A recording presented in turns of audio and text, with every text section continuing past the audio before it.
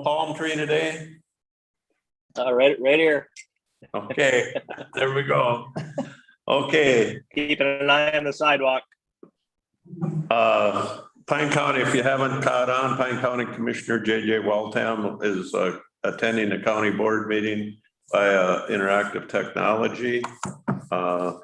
He's not down the road in Sandstone. He was, but he is doing this in pursuant to Minnesota statute 13D-02.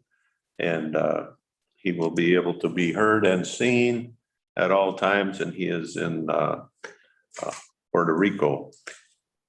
Public is invited to join this meeting remotely, and we do have several people dialed in, and we're happy to have you on board. With that being said, we'll call the meeting to order and we'll rise for the pledge. I pledge allegiance to the flag of the United States of America and to the republic for which it stands, one nation, under God, indivisible, with liberty and justice for all.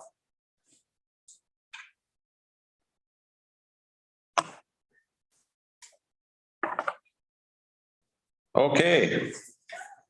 It is public forum time. If anybody wishes to speak in public forum, now is your opportunity.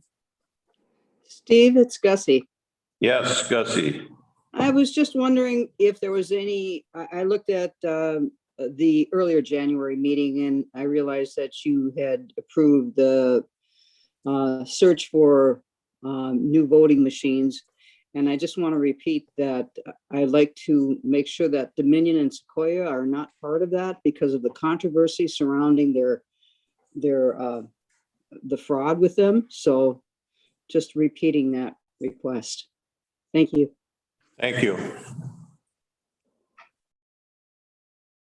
Anybody else for public forum? If not, any additions or corrections to the agenda? No additions, Mr. Chair. Thank you. We'll look for approval. Why don't we go move the agenda? Thank you. Lovegren will second. Got a motion by Ludwig, second by Lovegren to approve the agenda as submitted. Any discussion? If not, Debbie, you want to call the roll? District 2, Commissioner Moore. Aye. District 3, Commissioner Lovegren. Aye. District 4, Commissioner Waldham. Yes. District 5, Commissioner Ludwig. Aye. 1 Chair Holland. Yes. Thank you. We'll move on to the minutes of the January 4th organization and regular county board meeting and summary for publication, and the minutes of the January 11th special joint meeting, Pine County Commissioners and Pine County HRA and Economic Development Authority. I'll make a And the motion. minutes of January 12th special meeting, Committee of the Whole for Strategic Planning. I'll make a motion. Accept the minutes. I'll second. A motion by Lovegren, seconded by Moore. Any discussion? If not, Debbie, you want to call the roll? District 3, Commissioner Lovegren. Aye. District 4, Commissioner Waldham. Yes. District 5, Commissioner Ludwig. Aye. District 1, Chair Holland. Yes. District 2, Commissioner Moore. Aye. Thank you. And then minutes and boards, reports and correspondence. There's a Department of Human Services correspondence from January 4th. We need approval for that we have received it. I'll move that. A second. Motion by Moore, seconded by Lovegren. Any discussion? If not, Debbie? District 4, Commissioner Waldham. Yes. District 5, Commissioner Ludwig. Aye. District 1, Chair Holland. Yes. District 2, Commissioner Moore. Aye. District 3, Commissioner Lovegren. Aye. Thank you. So move on to the consent agenda. You've had that in front of you for several days. Why don't we go move? I'll second. Motion by Ludwig, seconded by Moore to approve the consent agenda as submitted. Any discussion? If not, Debbie? District 5, Commissioner Ludwig. Aye. District 1, Chair Holland. Yes. District 2, Commissioner Moore. Aye. District 3, Commissioner Lovegren. District 4, Commissioner Waldham. Yes. Thank you. Well, that moves us to exciting part. We will introduce our new veteran service officer who just got sworn in a few minutes ago, Michael Harshman. So welcome to Pine County. Thank you, Mr. Chair, members of the board. My name is Becky Foss. I'm the Director of Pine County Health and Human Services, also advocate extraordinaire for the VSO department. I'm happy to be here today, and it's a joy to introduce you to Mike Harshman. He is the new VSO with Pine County, and he's been with us for a little over a month. And excited to have him here.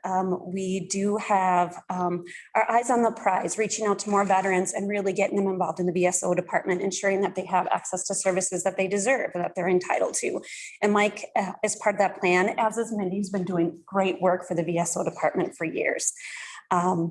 Mike's interview was phenomenal. And one of the things that stood out to me and to the interview panel was just his passion for serving veterans, his empathy for the work. And I just think he's going to do great things for Pine County veterans. Without any further ado, there you go. Well, thank you, Mrs. Foss. Ladies and gentlemen, thank you so much. I couldn't be more humble and proud to have this job. Everyone I've met so far has been great, and the passion of the community has just been phenomenal.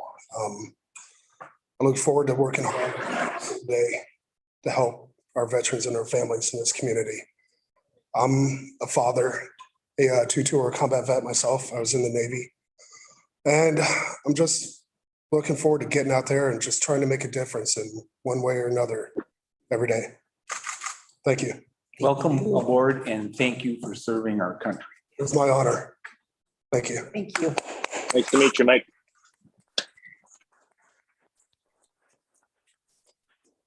Mindy just reiterated this morning, we've got 2,350 or so vets in Pine County. She deals directly with about 700 and some of those. And so we've got some other people that we need to reach. So that's why that's why we brought you on board. And we hear great things about you. So we expect great things from you. Like I said, I couldn't be any more humble and proud to have this position. Mr. Chair. Yes. So do you think it's the not all the veterans come for, is they're just too proud to ask for help? I'll tell you what, I believe in this program, not just because I've seen it work. It's worked for me. I know how hard it is to walk through those doors and say, I need help. Yeah. It's impossible sometimes to fathom saying that, especially if you're a combat vet and all that, you have that sort of ego about you. You have that, hey, I can do this. I can do this on my own. And sometimes that's just not the case. So walking through those doors is a hard thing to do. And maybe, just having a little bit more of us and getting out there, we're going to draw in more people. Well, if you ever come across something where you think the board can help, I think we'd be more than happy to figure out a way to help you. I walk into this position where if I have a question, I will always be the first one to raise my hand. Like, I don't know what I'm doing here. And Mindy, of course, is my go-to. And then from there, absolutely. If there was anything that y'all could do to help and that me and her could think of, we would not hesitate to ask. Thank you. Like I said, I couldn't be any more astonished and happy and excited that there's so much support that y'all give us and the community gives us. And that's going to bring in more people. As soon as I see that there is that commitment from, not only the county, but the community itself, it's going to get a lot more people through the door. Thank you so much. Thanks. Thank you. Thank you. Thanks, Mindy. Thanks, guys.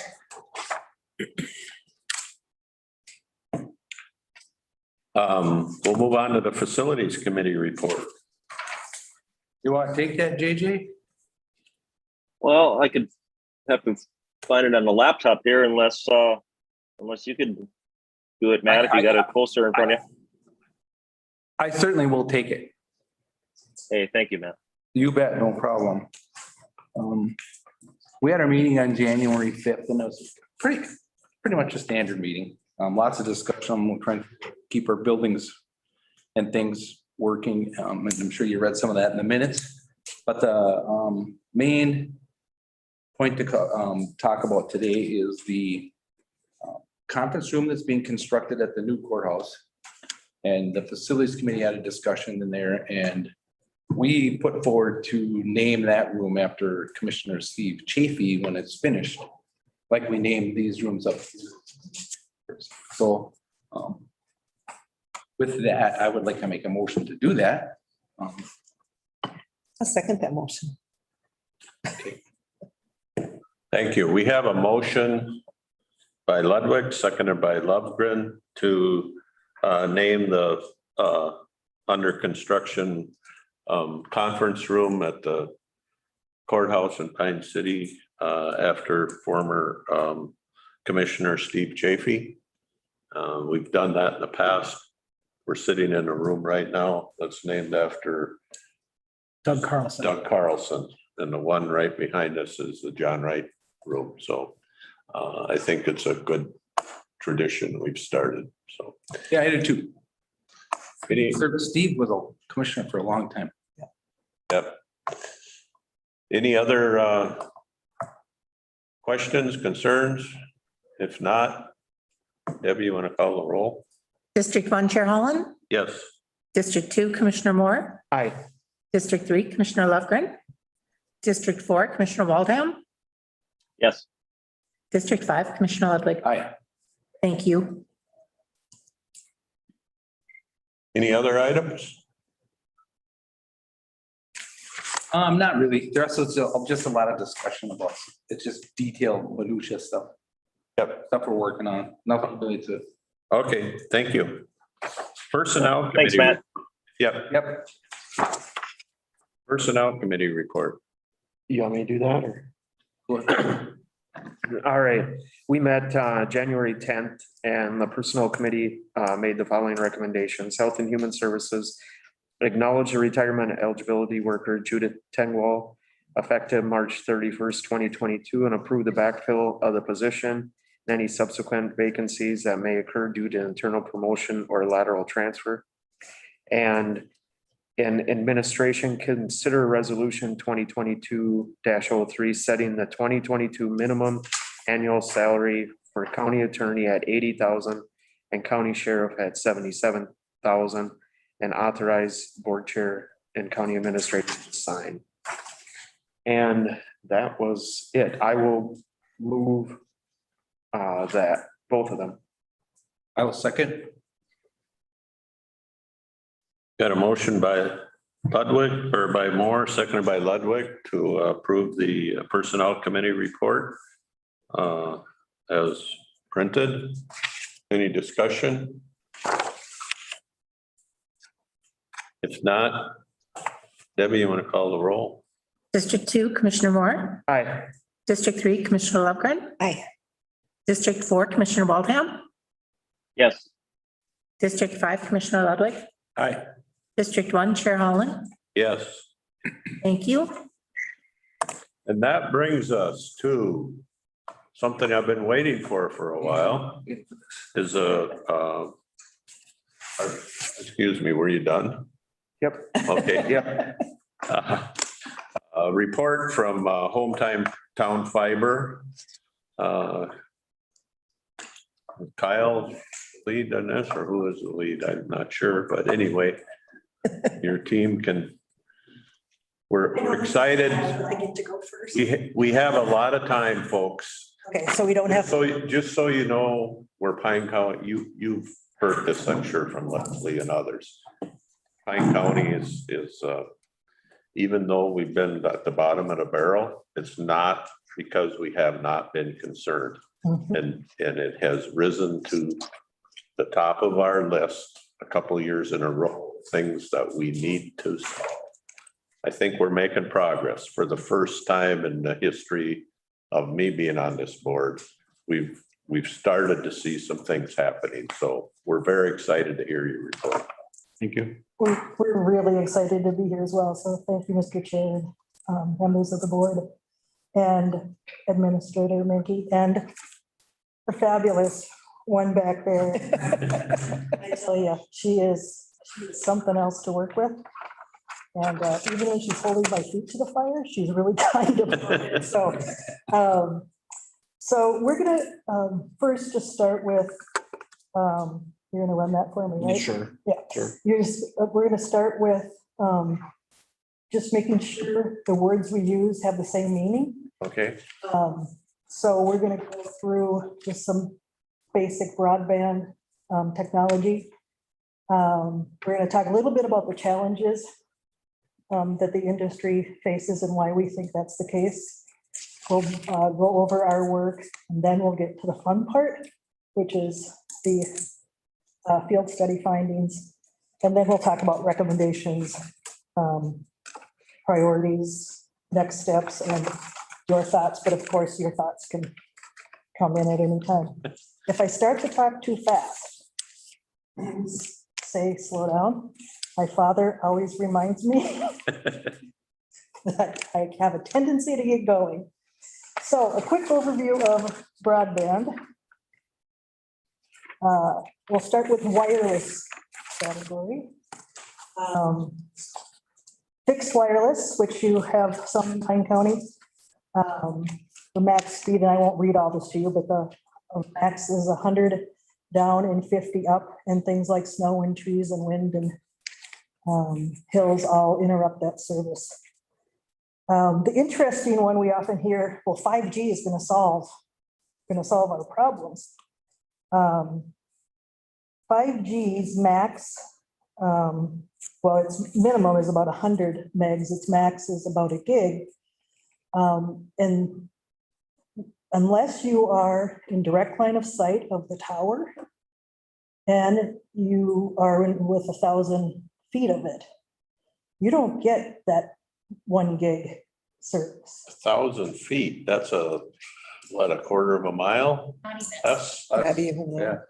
When Kyle has been up here in the field, he'll say, wait a minute, I've got to drive to the cell site to have this conversation. So he finds the site, and that's how we've been able to conduct business back and forth. But I had no idea until this one said to me, well, and I live in Minneapolis and I have 5G, but I don't have 5G. And Kyle said, no, if you are not within a direct line of sight of the tower or an end within 1,000 feet, your peak speed is going to be 100, not a gigabyte. Or somewhere between Or there. somewhere between there. So, and I said, well, why are the self-providers? I mean, every single advertisement on TV is all about 5G. And I'm going to read this, so I'm sure to get it right. Right now, the tower's 4G can support 100,000 devices. So that's your phones, your everything else on the Internet of Things. So the 4G system can support 100,000 devices.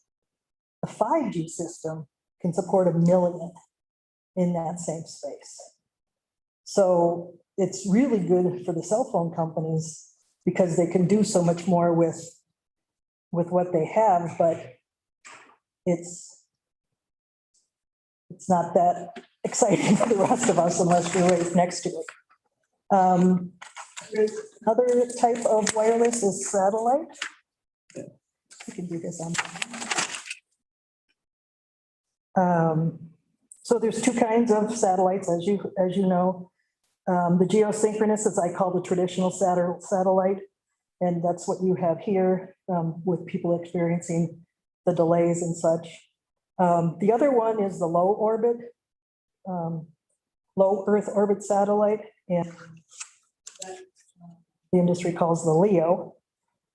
The delay with the LEO is more acceptable than it is with the GEO.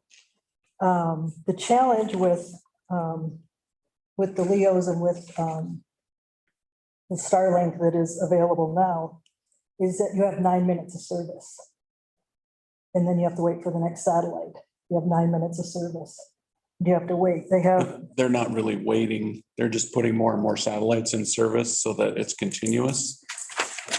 Each one goes by the horizon in roughly 9 minutes. So and they have 1,800 launched now, and they need, I think you said 12,000, 10 to their goal 12,000, is 12,000. 12,000 to make it continuous for people.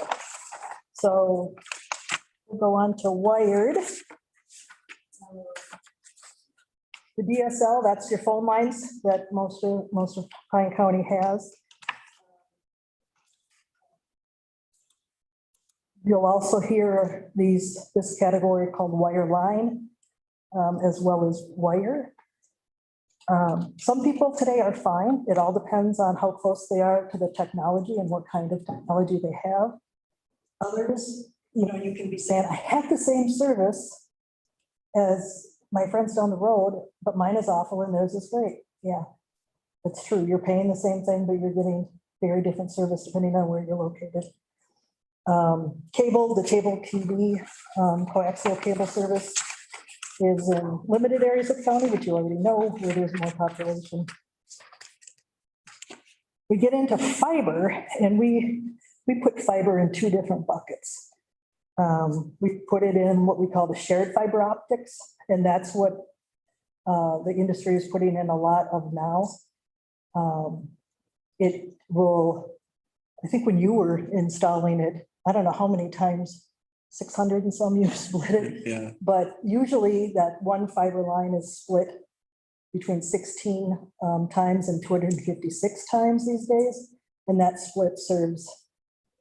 one split serves a house or a property. The most common split is some denomination of 32 times. And after that, the industry has found that it starts to get a little unreliable or problematic. So the 256 stuff has been back way down or way back to 32 times. But it's like if you imagine the old party line phone systems where you pick up and your neighbor's on there. It's not that traffic is crossing, but it is a shared path. You're showing how old you are. Party line phones. And then the other category we call is directly connected fiber. And that's really the ultimate goal for everyone. It's been used forever for large businesses and government, military. But it will last forever. It has the capacity to serve. We estimate 20 some years. When you install it right, there is no maintenance. There's no digging up the streets every 5 years to improve it. And we believe this is the way to solve the ongoing government subsidies and the internet constant updates and never having what you need, always being behind.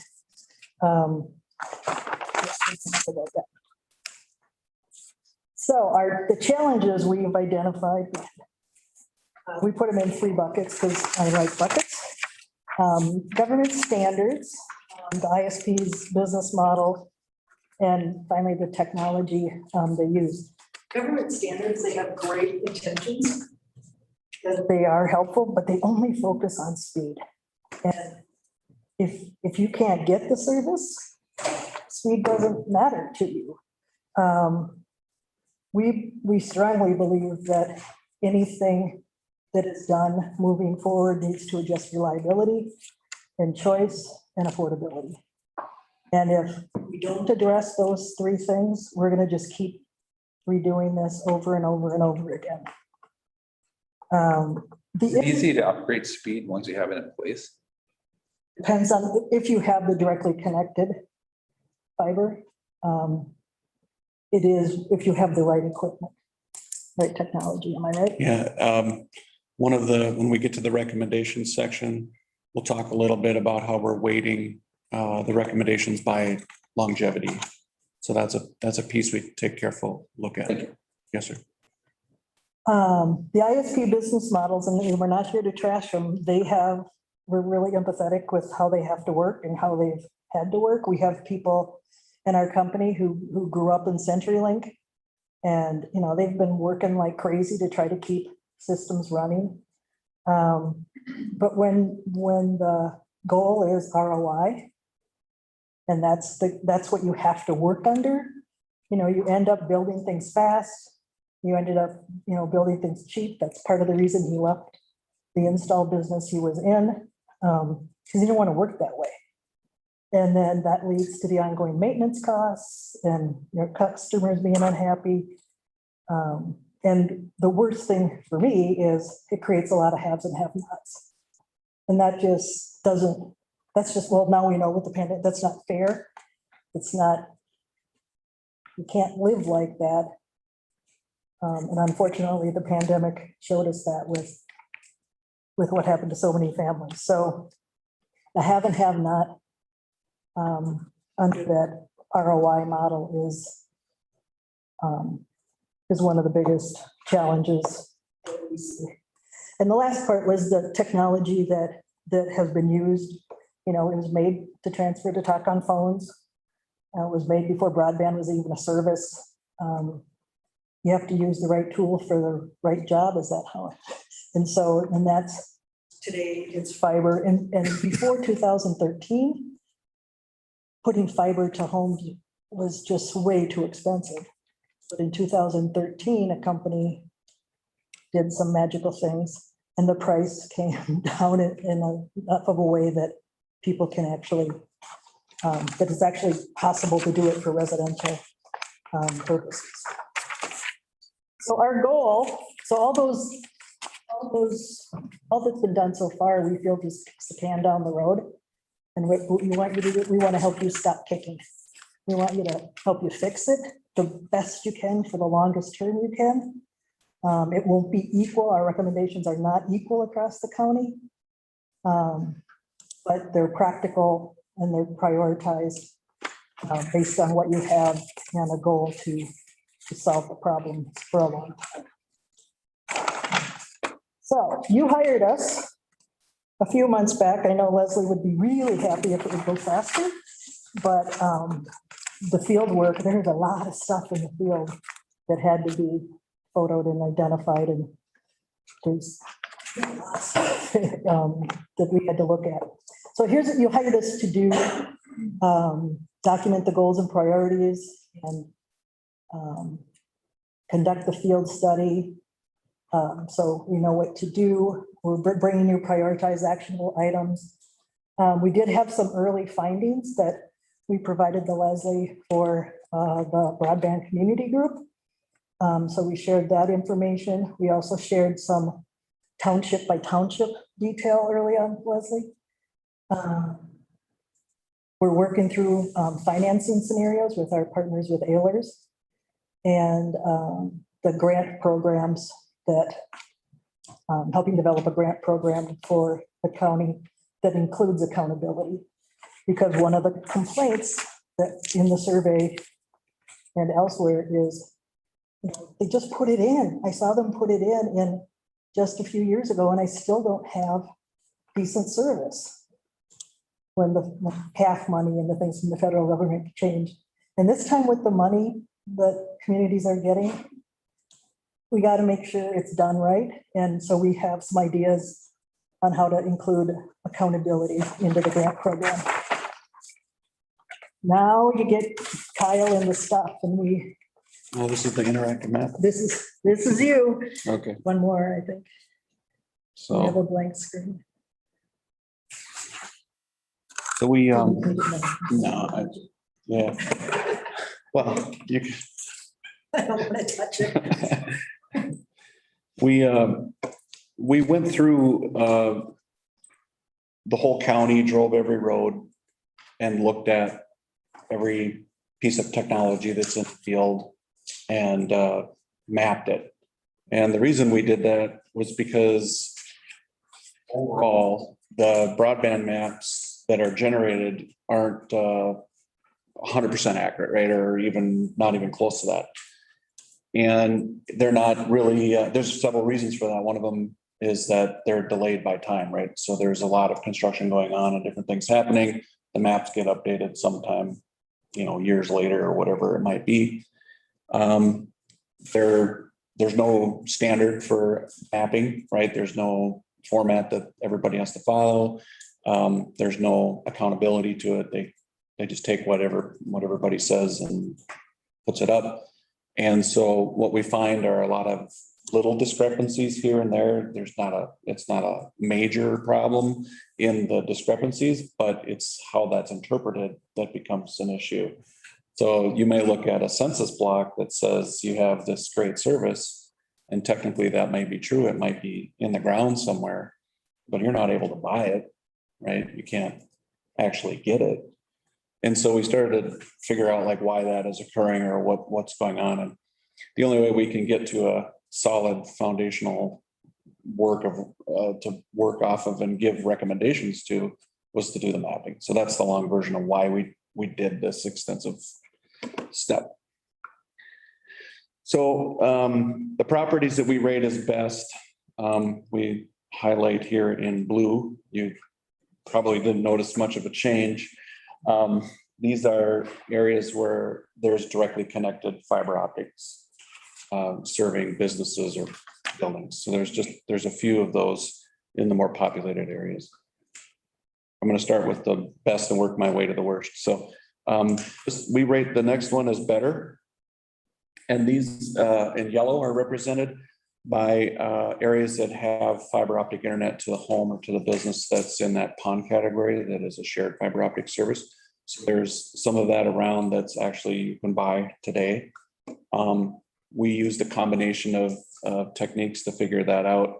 One was we needed to physically see the infrastructure in the field, and then we needed to make sure on the different maps that are provided publicly that a person could indeed buy it. So there may be services that are going to be hotted up soon or are in service now that may not be on this map yet, but they'd be a small percentage because maybe the broadband company didn't get the information out that they can provide that service. So there's some of it where we saw the infrastructure, but I believe you couldn't order it. The next one is good, and this generally represents the cable modem services and the cable television services, or some version of fiber optically backed coaxial cable. And again, it's pretty much around populated areas, around some lakes, and follows that 35 corridor pretty tightly. The next, yes, sir. Did that translate to a number of households or Yeah, we have that data. okay. Yeah. We have a little bit later on, I'll zoom in and show you how we extrapolated the numbers. The next one, we put it in the purple category.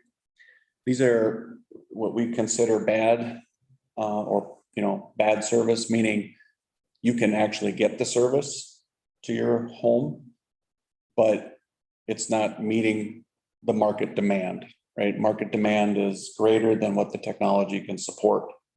There may or may not be reliability issues in these areas. There could be wide varying services levels depending on the quality of the line that's in front of your property. This is basically DSL service using phone lines. There's a lot of fiber optic cable out in there, which we'll talk about in a minute. And these are all fiber backed DSL circuits, but even with that picture, it doesn't meet today's market demand for broadband in an overwhelming majority of the cases.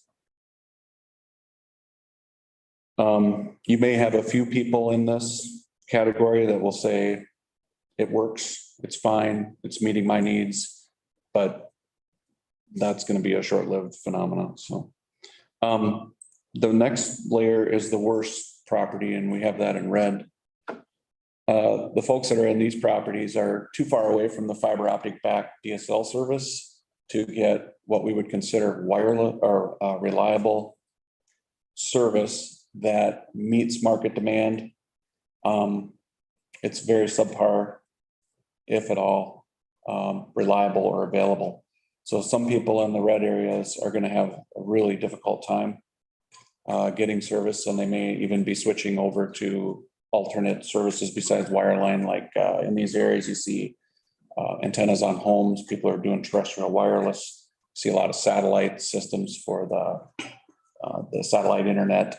I've seen some homes have cellular antennas pointing at cellular towers to try to get some sort of bandwidth in.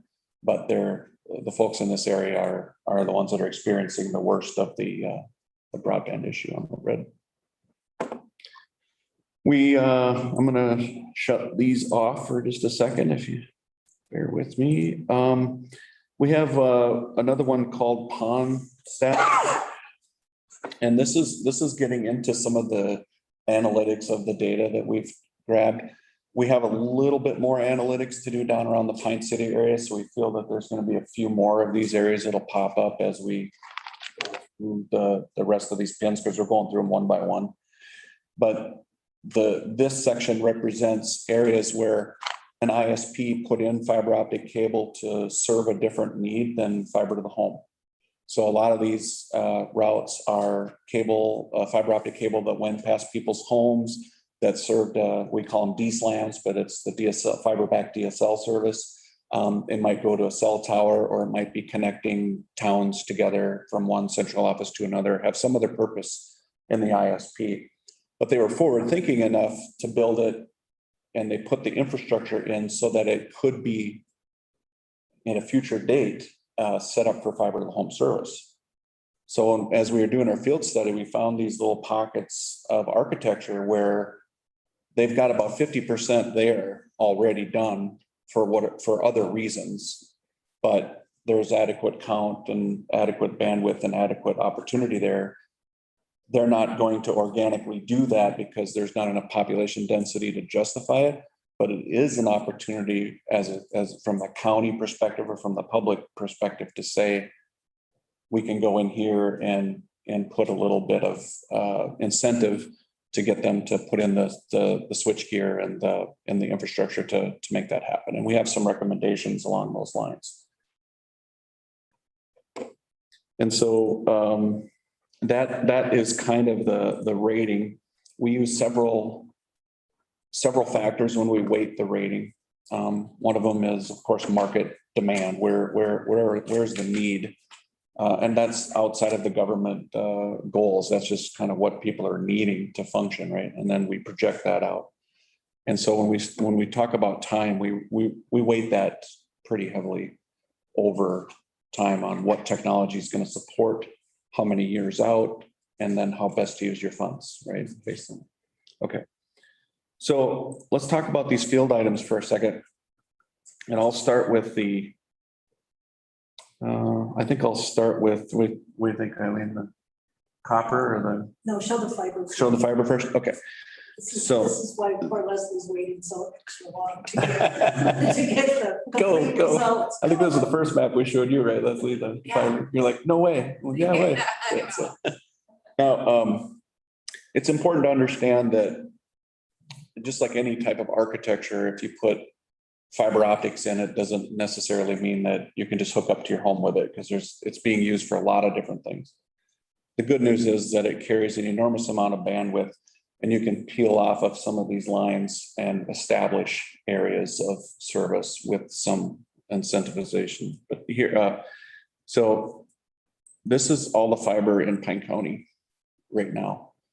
And what these represent are pedestals or markers or handholds or something that gave us indication that there is actually fiber optic cable there and running. So this has been put in, it's operating by several different companies for several different reasons. The good news is that as we start looking at your wireless strategies and some of your other getting fiber out to the areas that are in red, you can start to see that it's not going to be incredibly cost prohibitive to do, because there's enough bandwidth in key areas to do it. So I'm going to overlay that map in our handouts or not? Oh, I don't think so. So the line, give me a reference. There's Highway 48 out of Hinckley. Mm-hmm. And is that the Sandstone Road going east? Is that? There's 30 there, yeah. There's 30. I believe this is 23 running up through Ascot. Yeah. Yeah. So when we. What's that? Click on. Oh, you want me to zoom in and click a pin? I'll just show them what's. So one of the things that we did, if we go into Sandstone here, we can look at these pins. I'll just pick one here. And got to get to the right layer, but we took, this is a picture of the inside of the truck apparently, but we took pictures. Here's a fiber ped and fiber post and some peds.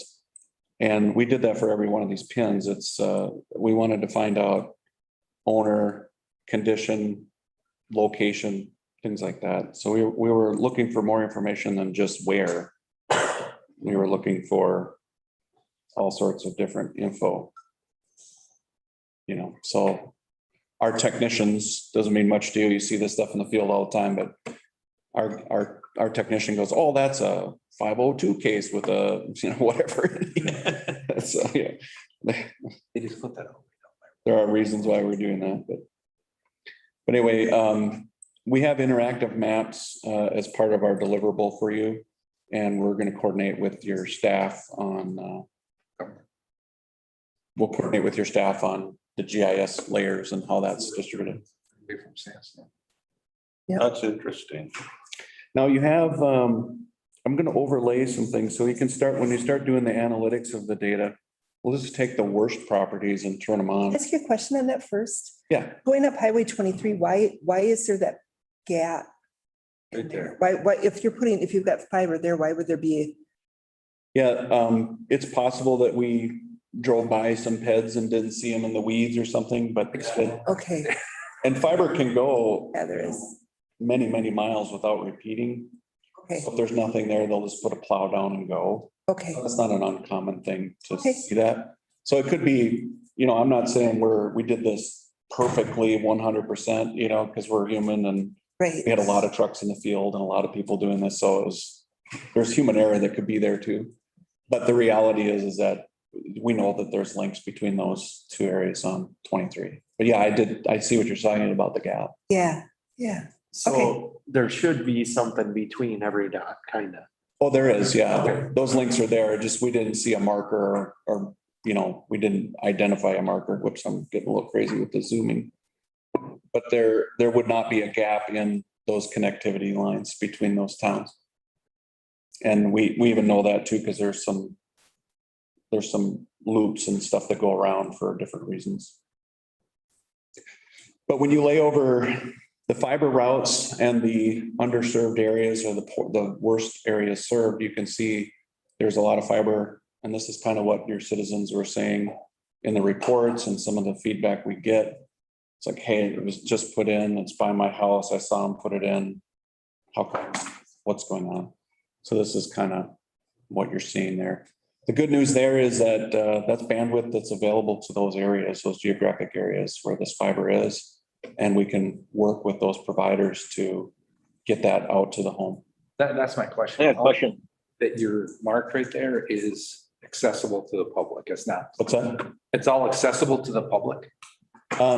It has to be up, it has to be turned into a service that's sellable to. Right, but I mean, it's not something that's dedicated to the government or some other. There's a lot of. There's a lot of stuff running on there, but there's also capacity in there, right? So the way. I have a question. Yes. Yeah, were you able to identify the aerial fiber in areas also? Yes. Okay, like transmission lines out east of Sandstone. Yes. Along the highway. Okay. We found a little bit of the power company fiber, I believe, right by their substation here in Sandstone. Yeah, it runs on that. Yeah, it runs on the High Line actually from the metro right through our entire county on that line. Right. All the way up to Duluth, Minnesota. Minnesota Power. Yeah, and we did find a lot of that aerial fiber that was used by a lot of different companies. You got MediaCom doing some of that. You have SCI Broadband, Minnesota Power. Okay. Yeah. Thank you. Yep. So, yeah, we weren't just looking in the ground. We can see it in the. Anyway, let's see. I'm gonna shut that off, and then we'll just go through some of this. Shut the fiber off. Then you look at the coaxial layers. Part of our recommendation set in these areas is that coax cable is an older technology. You know, it's not as old as the telephone services, right? But in the 80s when they were putting phone or TV, so, you know, it was designed for television distribution. Coax cable has a lot of bandwidth capacity on it. It's a good medium for the market demand today. And we expect it'll hold market demand for at least 5 to 10 years. And it's in populated and densely populated areas that have a really high probability of organically upgrading because the density is there to support the market.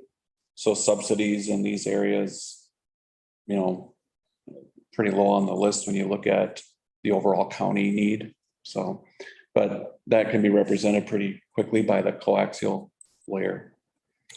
Copper layer, these are all like the fiber pins that we found all of, you know, a lot of copper pedestals. And that's just all the telephone stuff. And then we have these dots are what we call D-slams. And that's where fiber optic cable goes out into the field and touches a device that turns that bandwidth into DSL service. And DSL service has to be fairly close to the users to operate. And so they have all of these pedestals put out there. And we identify those because those are good locations for upgrading fiber networks. There's power there, there's easement there, there's strategic infrastructure there. So those are good places to start looking around for opportunity, right? If you looked at that, I live east of Pine City. And I happen to be at the end of the line for cable modem service, so I've been lucky. But you would think we would have pretty good service. We've got all these fiber back D-slams. Mm-hmm. But the fact of the matter is the people that live out there are the ones I hear some of the most complaints from. That's correct. Because unless they're just down the road from one of those pedestals, they still got that old copper and they're getting lousy service. Yep. And that, you know, the pandemic, as Eileen alluded to earlier, kind of, you know, there's like it's almost like a Moore's law effect, but there's a consistent march of more and more appetite for bandwidth that's been going on. When we hit the pandemic, it shot way up. And so the public started to feel this pain, and the ISPs and the telecommunication industry were suddenly way behind. And there's been areas of the country that have been behind for decades. It's nothing new here, right? But there's a lot of pressure on it now. And that has to do with what you're talking about, because the old DSL service was good when all you were doing is checking email once a day or something. But now you have to do a Zoom meeting to go to school, or there's medical issues or whatever, and you're doing interactive media. It just doesn't have the capacity to hold that. So all of those phone lines and all of the technology supported by that right now is behind market demand. And that's why you're getting all of these complaints and pressure. So we look at that market demand and that weight of time when we make our recommendations here. So, anything else, Eileen, that I'm missing or that you would like to show? Should we talk about the wireless stuff a little bit? Sure. Okay. So one of the things that we discovered, and I'm just going to show you let's see. They know about it. We discovered. Yeah. You all know We what the discovered zones it. are. Yeah, we discovered it. So this is AT&T's coverage pattern. We got maps for all of them. Some of them load better than others, but it's pretty close to the other patterns too. So if you have Verizon, for example, it's going to be similar in the areas where there is no service.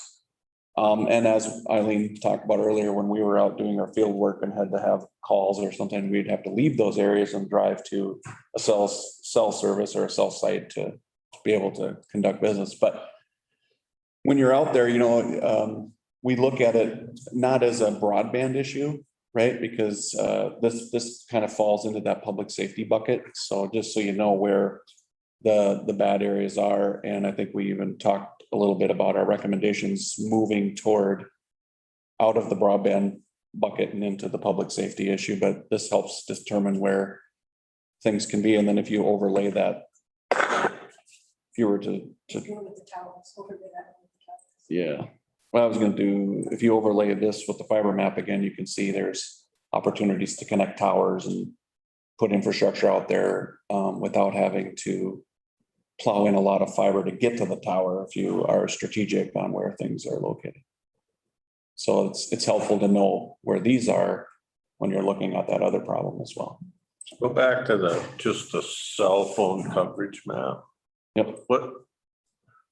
What is it is all the green, the light green, is that supposedly you could get good service there or what? Yeah, that's what they're reporting as covered area for LTE or 4G service. So you should be able to at least make a phone call on those areas. You can at least text, I think.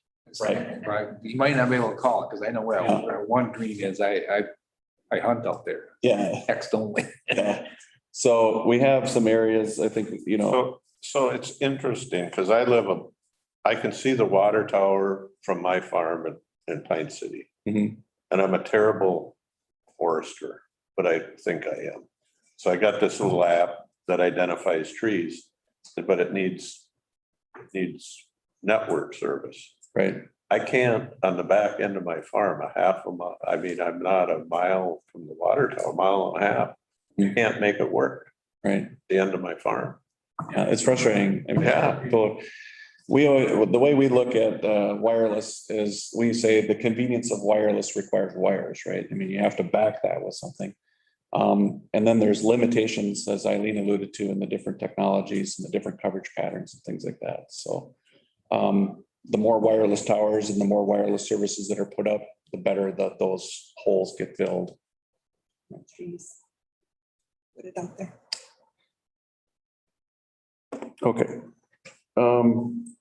So when we look at the cellular services, our recommendations fall into the not really using it as a primary bandwidth or broadband service, although you can in some cases, you know, like we found out people putting antennas on their homes and stuff, you can do that. But we were focused mainly on the wireline and the terrestrial wireless services. All right, I think that's probably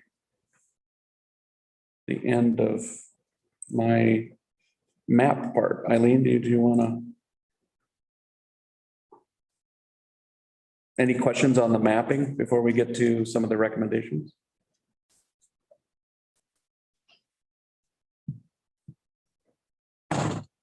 Okay. So you know what we're talking about, that you can't even make a cell phone call from places where you think you are not in the boondocks. Yeah. I mean, if you're from downtown Minneapolis, you don't think you are, but if you're from Pine County, you know you're not in the middle. You're not in the middle of the Nemadji Forest. You're driving on a tarred county road. Yep. And your phone won't work. And imagine that from a sheriff responding to a call or somebody that's stranded somewhere that's trying to call. So both sides of the public safety spectrum are impacted by some of this. A lot of places where we go and look, all that fiber that's running through the key roads around your county are absent. And so that has to be added as well. And so one of the things that you have going for you when it comes to broadband and telecommunications services as a critical infrastructure is that there's a fair amount of it around the county that can be utilized. And that's good news because it does allow you to start developing areas that are higher priority for you. Mr. Chair. So, I don't understand all this, but so we're a large county and we have distance issues, right? And we have terrain issues. So is it going to take a combination of things to solve that? Is that what you're saying? Yeah. It's terrain and distance. Yeah. And then sparsely population and return on investment too. Correct. And that's part of the reason why it hasn't what we call organically developed. Yeah. There's no financial incentive for somebody outside, let's say public safety, to do it, right? So it needs to be subsidized some way, shape or form. So, but you'll notice if you go up the 35, follow 35, there's new sites and newer sites that have come online. And they're upgrading their services to the 5G cell service, and different coverage patterns are coming alive and different things. But it still doesn't help you with the terrain issues and the triangulation of service and things like that that you need for it to be really reliable. So. When you said it hasn't developed and it needs to be subsidized, just like power, electricity was, and just like phone, when, I mean, almost everybody had phone lines. I just built a brand new house this summer and we didn't run phone communication lines to it because it's not worth it. Yeah. You know, but back when it was, you know, Right. and I actually kind of tried fighting with CenturyLink to see, because we got fiber down the road. I'm like, what would it cost? Just shoot me a ballpark figure, what it would cost to shove it down here, this dirt road. He wouldn't even, it's not available. That's what he said. Yeah, yeah. You know, so. We've had, we talked to a few people in Pine County, and the answer was, you know, like to get the phone line for DSL service, they wanted, you know, several $1,000s to get to the nearest pedestal from your home. Yeah. Put it in. And as a homeowner, you're sitting there thinking, well, I might be willing to spend $2,000 or $3,000 to do it. Like if I'm building a new home, or if there's some reason, if at the end of the day, I got something better than DSL service, right? If I got to the curb and I had fiber service or something that was reliable and met my market demand, you know, then it becomes a little bit different, right? So that's why we identified some of those areas where these are areas where people might need some help just with that cost to get to the curb. And then the ISP is gonna need a little. I bet if they would have come back and said, Josh, it's gonna cost you $5,000 to put fiber to your house, You could double that and I would have probably did you it. would have I got, went around with a clipboard to your neighbors and say, hey, you wanna go in here? If we all stick in 3,000, we can get it. I got 3 kids at home right now trying to do distance learning with, on a cell jetpack and cell phones and whatever. So, Leslie's there. yeah, it's ridiculous. And they wanted $2,500 to run up to 25 megs to my house. Right, I mean, that's the point. Yeah. You're okay spending 2,500, but at the end of the day, you get down there and you have DSL, and it's like, Yeah. I'm not gonna do that, right? Oh, well, it's working. So we recognize that, and it's part of one of the things that we've been working with Leslie on, is coming up with some ideas and things that spread your limited resources to the most people as we can. And you have to get creative and kind of think out of the box a little bit and apply that to the uniqueness of Pine County and the areas that are unique to your area. So you can't just take a blanket set of recommendations and say, well, here's a number 2 with a Coke, you know, and it fits everywhere. Well, when you go out and map it and you look, you start to find the nuances in that, and you can start to better utilize the funds. And that was our main objective for you, was to find out how best to utilize the limited dollars that are available. Okay, keep going. You already did that part. I already did this one, Yep, you already did and this one, I did that one, didn't I? Yep. I'm way ahead. Here, I can Okay. do this part. Okay, yes, please, I've been talking a lot. So It is. I don't want to get ahead of you here. Not as bad as we but, thought. tell me if you What's there? talk about this, but those fiber lines that are going to those pedestals, To any standard. are they available to a third party? Yes. Like old phone lines? Yeah, there's, okay, so in certain circumstances, right, and this is where it gets a little dicey, right? You can't just say yes for everything. But in certain circumstances, the communication companies are always leasing, you know, infrastructure and fiber ducts, whatever it might be, from each other. All that's standard practice, right? And it's actually required by law that they do some of that. So they charge for it. I mean, it's there, you have to pay for it, but it generally is available. So when you see fiber lines put in, unless it's really old fiber, where the cost per strand was really high.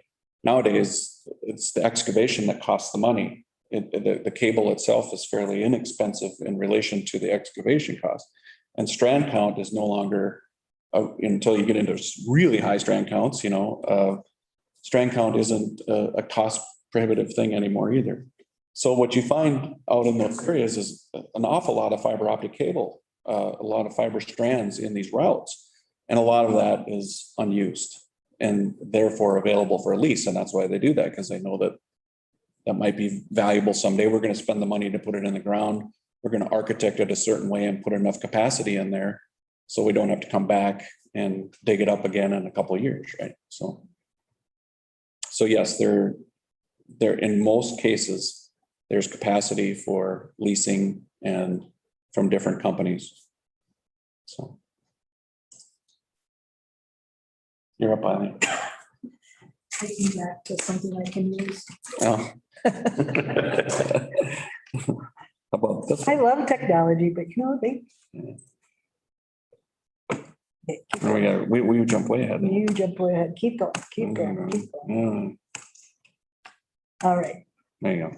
So we may sound like we're casual and willy-nilly about what we're doing at times, but we really aren't. We have some real strong principles. When Kyle decided to found this company, it was, are we going to do this if we can make things better? I'm not just going to become part of the problem. If I'm going to be part of the problem, keep the old job he had. Company, go out at 2 o'clock in the morning and fix things or install things. But so we came up with this list of things that we are judging things and thinking about as we do recommendations. So he already said if it's not reliable, it's not valuable. I mean, it's essential. We aren't going to recommend anything that we don't score against reliability. We tell you, we suggest X, Y, or Z. Reliability isn't as good as the next thing, but we'll make sure you know what you're getting before, as we recommend things. Yeah, we have to always balance I have nothing now. So anything right now is better than nothing, but that's that kicking in the can, right? So if it costs this much more to get it better, then you have to weigh that out and say, okay, should we spend an extra 2% to get it so that it's not going to be a problem in 5 years, right? So Kyle talked about the longevity already. We just can't keep doing things as we have in the past. He talked about the capacity, that everything around it has to be able to serve what you're doing. We were working with a community on the other side of the state, and they were ready to go. And Kyle said, unless CenturyLink, I think it was, upgrades that they have coming through this area, you can spend all the money you want and you're not going to get better speed. It just isn't there in some of the old areas that they did it. So then speed is what everybody is concerned about. And when we look at speed, we consider it in real world practical use. It's none of this up to language that it's like, okay, when you get here with the trees and the hills, what is the real speed of what people can expect? And then I mentioned a little bit earlier about accountability. We think about past performance. We think about what is around now and what, how well it's taken care of, and looking at our recommendations, because if things aren't good enough, then that's part of the recommendation to make things improve. I have one more note on the principles thing. It's not on here, not because it's not important, but we're approaching this from a real technical perspective, but there's also a real economic perspective from the end user, right? So we wouldn't recommend you put in, a whole bunch of money into fiber optic system that costs $700 a month, right? That's just not reasonable. And the FCC does have programs for, people that can't afford to do it, but there's a big gap between where that stops and where the average homeowner starts. And so we're looking to find and have you partner with ISPs that are going to be able to deliver packages that meet market demand and also meet market price expectations, right? So that's competitively priced. So the pricing is in here, but for the purpose of this meeting, we were just focusing on the technical pieces, right? So just so you know, we're aware of. Care about money. Yes, we're aware of the pricing, so. Okay, so the top line recommendations, Kyle already mentioned where there is, we call it pond ready. That's the lowest hanging fruit. And our recommendation would be those red and purple areas that have the pond nearby. Let's work with the ISP to get the equipment in the area that needs to be there, and then let's hook it up. The way to save money doing that, or to get more value for the money we're spending, is all the property that needs to be excavated, the individual's property. The ISP doesn't have to do that part. The county could hire and bid out a utility contractor to do that as part of your grant program. Or Mr. Do It Himself here said, driving around, he's like, there are so many people with the equipment to do this already. He goes, I wouldn't want anybody ripping up my lawn. So he wants to make an instructional video for people to do it themselves, because it's not that hard if you have the specifications and you're a do-it-yourself kind of person. And again, one of the reasons why we might look at splitting that up to see if there's an economic value there is because the drop cables actually end up being up to 50% of the total excavation required for this stuff. And that's why they're trying to push that off onto the homeowner to do. But we have certain specifications that we want people to follow. So if the county did something like that, you'd have a little bit more control over future-proofing it as well. So we want to see things in conduit, for example, so that when the fiber cable is damaged or you have to upgrade it to the next version of whatever, you pull it out and put it back in without having to dig again. Because again, we talked about excavation being the most expensive part. So let's dig once and spend, that little bit extra to get it to a state of reliability and longevity. He already mentioned dig once. Work, and one of the things we were going to talk to Leslie about is having some online community meetings or something. So with the townships and the cities, so that anything that is being done in their communities where there's an open trench, road projects and everything, put in this conduit. And so, again, we don't have to dig when, even if it's 5 years down the road that area may get its service. Anytime there's something open, put in some conduit. Wireless internet, the wireless internet providers, there's a lot of them interested in serving this area. And one of the things we're going to recommend is, again, and this is for the reliability and the longevity part of it, we have some recommendations on how that should be done. It's using some of the newer technology, but it would provide you more reliability than what you're experiencing now. And that's that longevity, time-weighted piece we look at and say, okay, where does that fall in? So you want to talk about the cellular home internet one? Because yeah, we talked a little bit about it. There are areas where, like, very similar to what you alluded to, Commissioner, where you're on your property, you're close to structure, but you're not getting the service and you don't have wireline service. So we found that around some of the fringes of the populated areas are DSL services that don't, you just don't have it. One area that one of the things that I don't know if people know, so it might be like a community informational thing, but those folks might be able to put antennas on their home, pointed at the cellular towers, and buy a cellular package of some sort to provide that as their modem service. And it just, that's fairly spotty where that might work, but it is something where you might be able to catch a few more people that if you can't get to them with wireline service, that would be a gap fill until the wireline service gets there. And with the 5G stuff coming up, if you have that antenna and you can see the tower and you can point it at it, you can get the bandwidth off of it. So. And this isn't something where we would say that counties should subsidize it. It's just more of recommending. I hope you didn't say that when you were talking. Do we look at that as a gap filler, more or less? That's more of a, oh, by the way, if you're in these areas, you may want to consider until we can get something we discovered. Yeah, right. So Leslie was insistent that you need a project list. So the yellow broken line, the con-ready stuff, again, that's what we should finalize and get that going.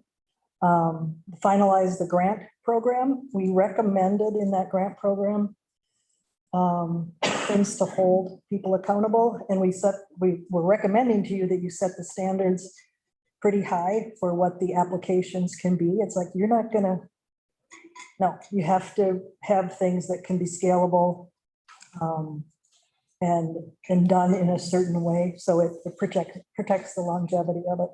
Fix the bottlenecks so you don't have the same problems happening. The public safety grant we talked about,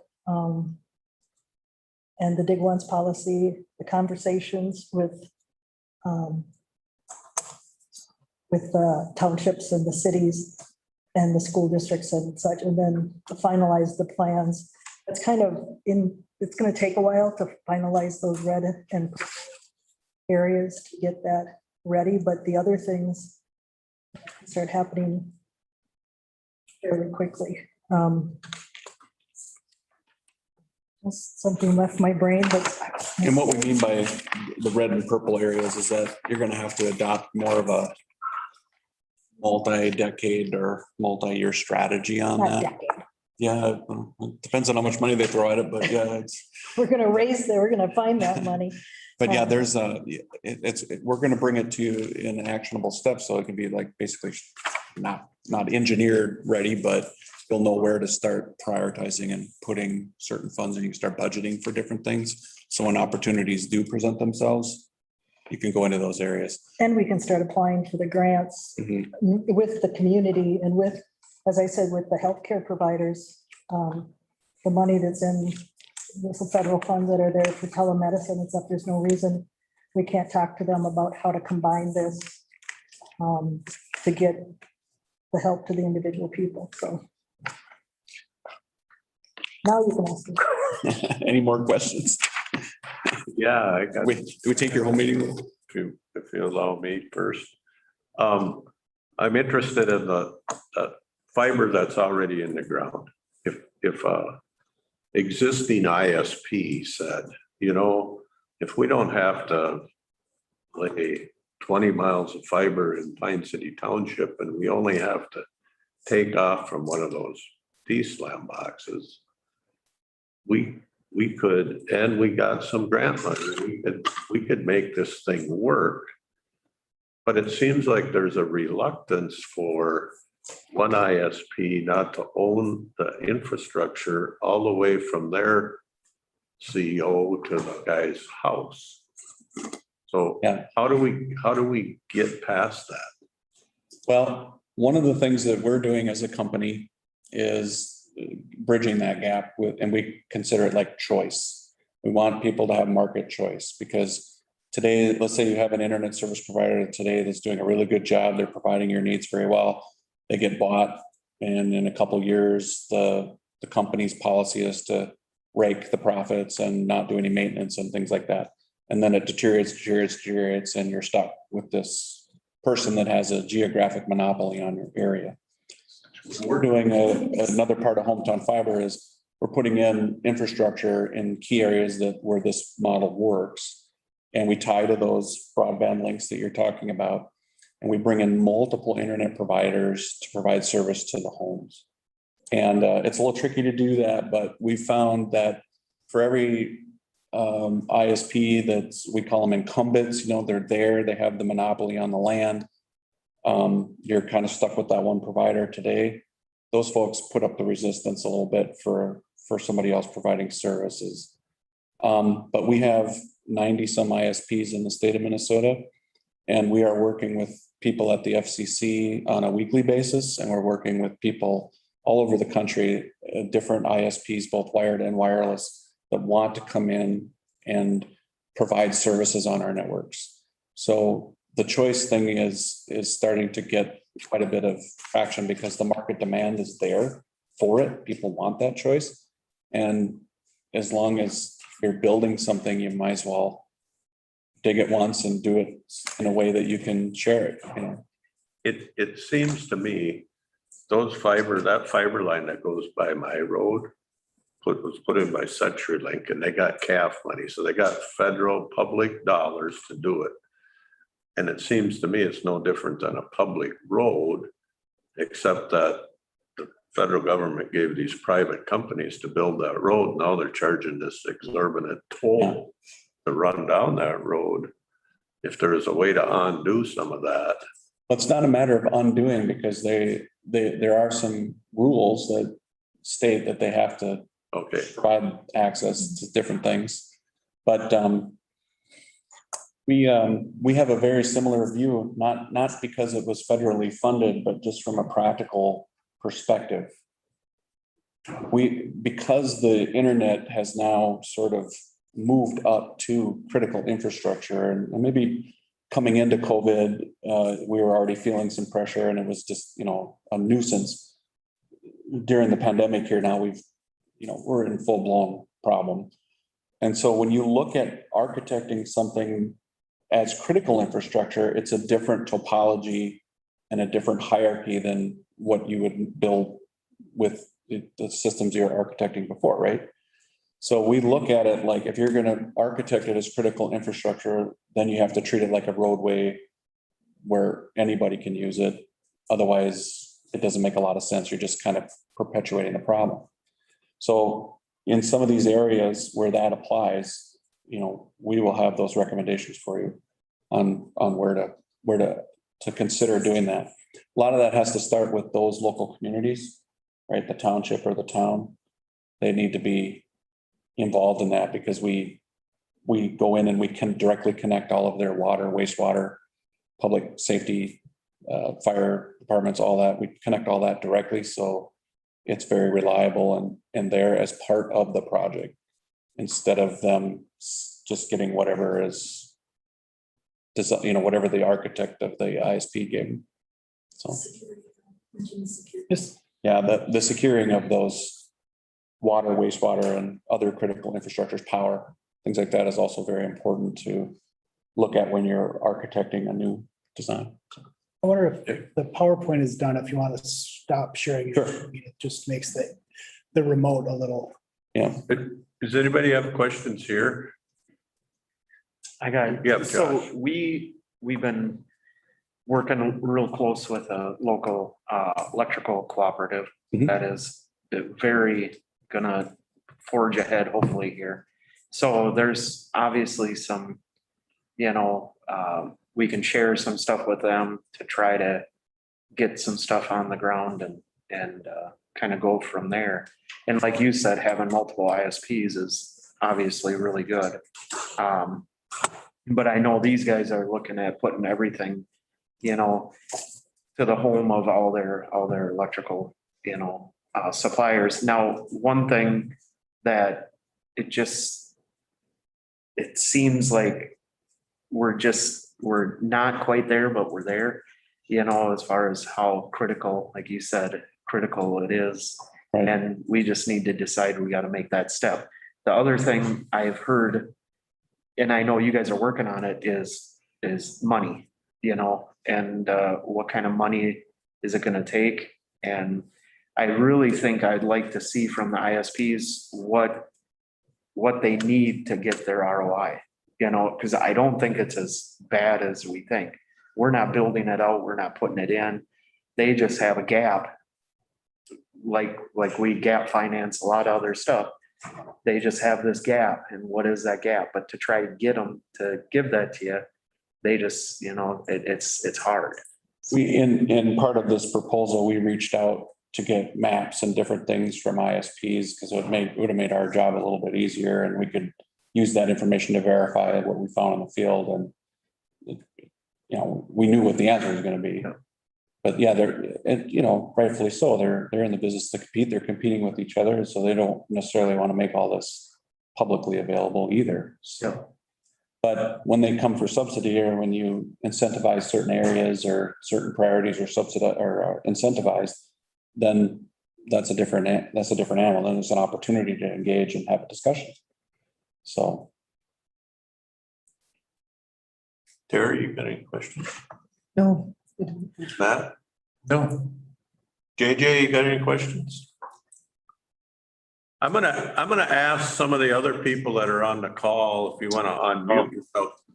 But I think that's okay to ask them to I know some of these people that are on the call have been on our broadband task force and are probably more knowledgeable than many of us. You should have a good one.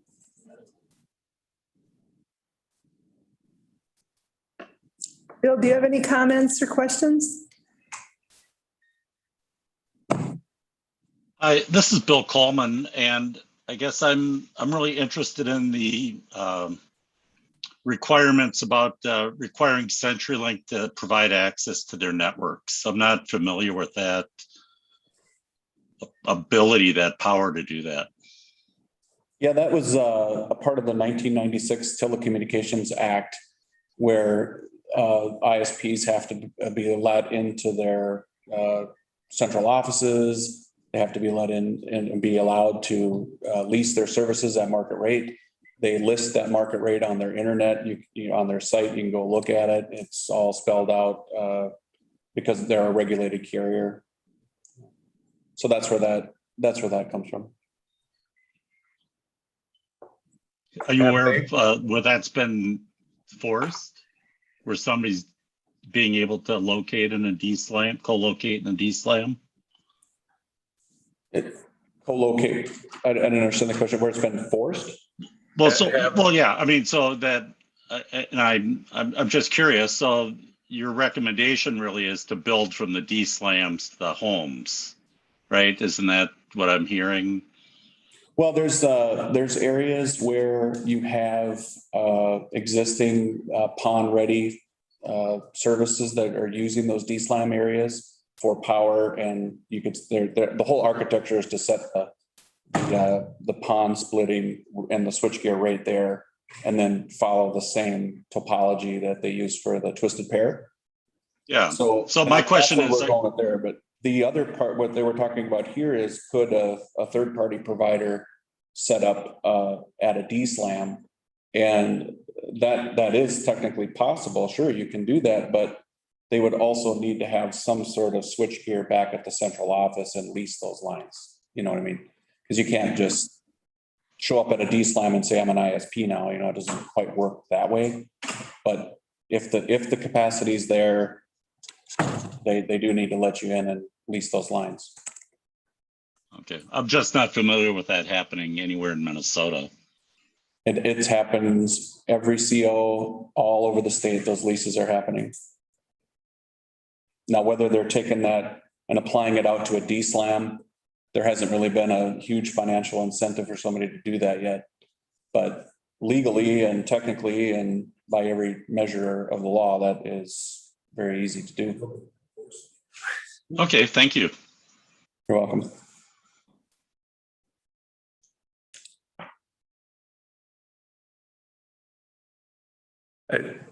Josh touched on it, but you know, I think one elephant in the county is East Central Energy's sudden transformation, you might speak, and maybe it's not sudden to them, but to us, it's a 180-degree pivot from what they've told us in the past.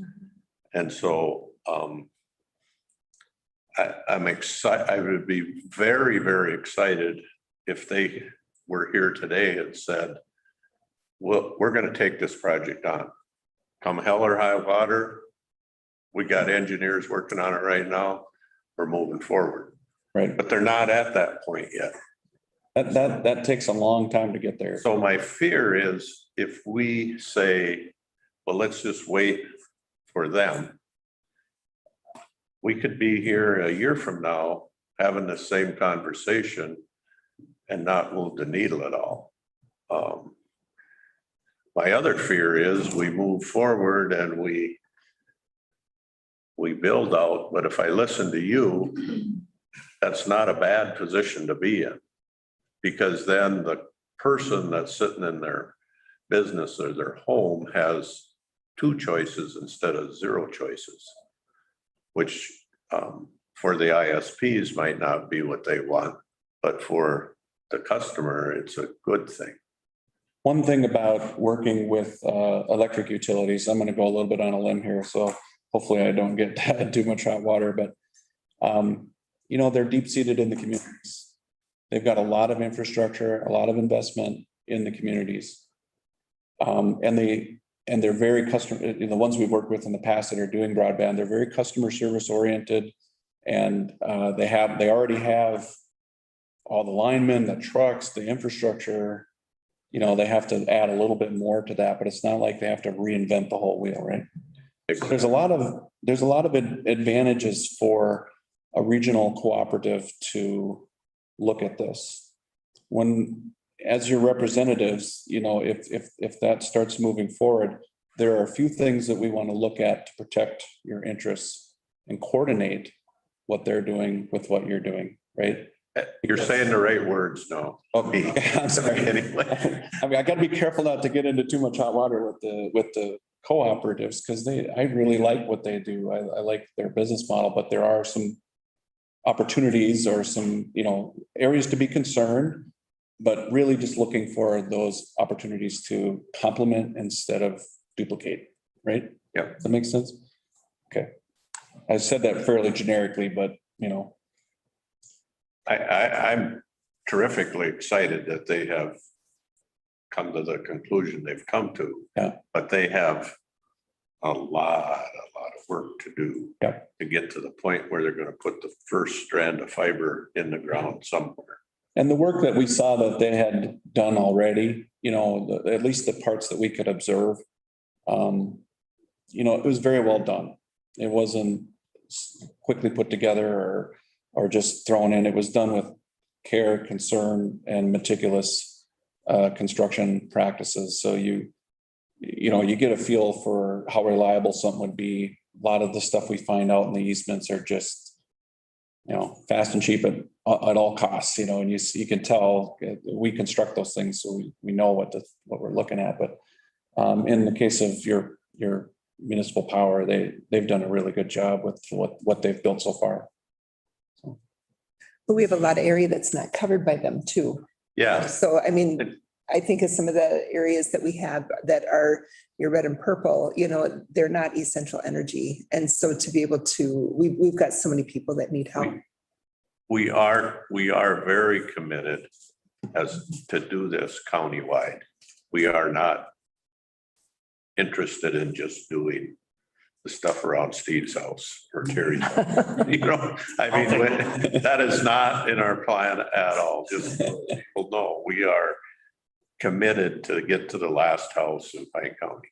Yeah, and these interactive maps that we've created, we hope will be a good tool to start being able to quickly deduce where you want to start prioritizing that effort.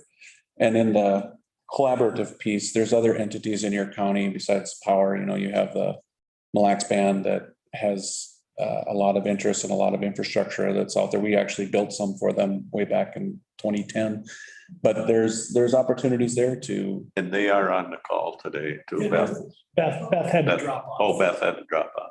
Oh, that's too bad. Well, anyway, but they do have some fiber optic infrastructure and some things in key areas that would be helpful to that public safety side. And there's some collaborative pieces that can complement each other if there's some way to put a joint venture together like that.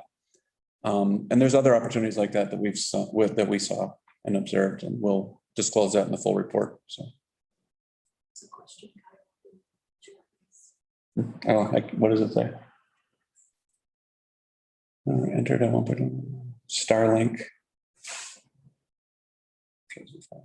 What's the question? They want to know about Starlink in the red zones In New Mexico. and Starlink is it's an evolving technology. That's Elon Musk's broadband thing. We evaluated Starlink pretty carefully before we launched Hometown Fiber, because why would we go against something like that? And what we concluded is that it is a phenomenal service, right? But it does have technical limits just like everything else. And when you start to apply cruise ships, trains, cars, trucks, aircraft, military, tanks, people, all of that, anything that can't be tethered is going to be gravitating to some degree towards Starlink. that network is going to be phenomenal for those applications. And then to the question here, in the areas that are left behind that we can't get to in a reasonable period of time, Starlink can be an option for them. There are what's called RDOF. I don't know if you guys are familiar with that term, but the FCC has RDOF areas. There are sections of your county that Starlink has already received the money for those areas. So they sort of tied that ground up with federal funding. So there's some of that here already for them. So that would be another question. We have large areas of Pine County that LTD. It has RDOF contract or whatever. Yeah. So how do we work around that, with it, through it? So I'm a technical person, really technical. Oh, you got company. Eileen's Phone a friend. I'm phoning So this. I've been following this because it's, so you have SCI Broadband had an RDOF area. Right. And they were awarded. I mean, there is this Yep. final, they're awarded. Yep. I'm going to check again with the broadband office for the state, but in conversations that I've been on calls with Senator Klobuchar and Tina Smith, and I don't know if they have the letter from the FCC or if it's just an understanding right now that until someone has received that final go ahead like SCI did, those other RDOF areas are still Up for grabs? up for grabs, or you're able to invest money in those areas until that final award is given. So I'm hoping that is still the case, but it was,